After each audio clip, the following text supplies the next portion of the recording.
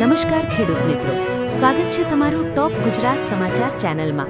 ચાલો જોઈએ આજના ખેડૂતો માટેના સૌથી મોટા અને કામના સમાચાર। હાલ ખેડૂત મિત્રો, માવઠાથી નુકસાન અંગે રાજ્ય સરકારનો મોટો નિર્ણય।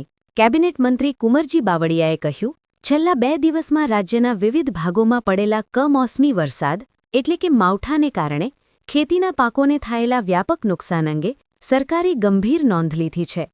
મંત્રીએ જણાવ્યું કે માવઠાથી પ્રભાવિત ખેડૂતોને મદદ કરવા સરકારનું મન ખુલ્લું છે। વહીવટી તંત્ર દ્વારા નુકસાનના આકલન માટે તમામ જરૂરી કાર્યવાહી તાત્કાલિક હાથ ધરવામાં આવશે। ત્યાર પછીના સૌથી મોટા સમાચાર તરફ જોઈએ તો રાજ્યમાં ચણા રાયડાની ટેકાના ભાવે હાલ ખરીદી। હાલ ખેડૂત મિત્રો, આવતીકાલથી રાજ્યભરમાં ચણા અને રાયડાની ટેકાના ભાવે ખરીદી પ્રક્રિયા વિધિવત શરૂ થશે।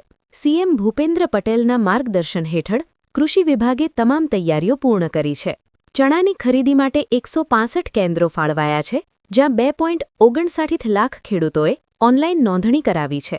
રાયડા માટે 60 કેન્દ્રો નક્કી થયા છે, જ્યાં 37,000થી વધુ ખેડૂતો પાક વેચી શકશે।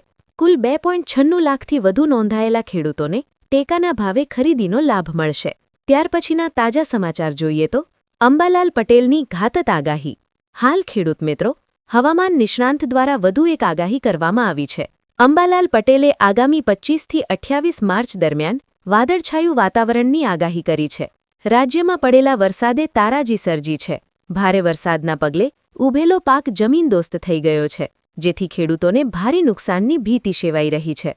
ભર ઉનાળે વરસાદ થતાં બેવડી ઋતુનો અનુભવ થઈ રહ્યો છે, જેને લઈને રાજ્યમાં રોગચાળો વકર્યો છે। ત્યાર પછીના મોટા સમાચાર જોઈએ તો એલપીજી સિલિન્ડરમાં કાળાબજાર। હાલ દર્શક મિત્રો, એલપીજી કટોકટી વચ્ચે સિલિન્ડરનું કાળાબજાર વધ્યું છે। આશરે 20% પરિવારો કાળાબજારમાં સિલિન્ડર ખરીદવા મજબૂર છે। તેમને એક ઘરેલું સિલિન્ડર માટે 4,000 રૂપિયા સુધી ચૂકવવા પડી રહ્યા છે। ભારતીય સર્વેક્ષણ અને સંશોધન પેઢી લોકલ સર્કલ્સના અહેવાલ મુજબ કાળાબજારમાં સિલિન્ડર ખરીદનારા લોકોની સંખ્યામાં ગયા અઠવાડિયાની સરખામણીમાં 6%નો વધારો થયો છે। આ અઠવાડિયે 68% લોકોએ ગેસ ડિલિવરીમાં વિલંબનો સામનો કરવો પડ્યો હતો। ત્યાર પછીના તાજા સમાચાર જોઈએ રેશન કાર્ડ ધારકો માટે મોટા સમાચાર। હાલ દર્શક મિત્રો, કેન્દ્રની નરેન્દ્ર મોદી સરકારે રેશન કાર્ડ ધારકો માટે રાહતના સમાચાર આપ્યા છે।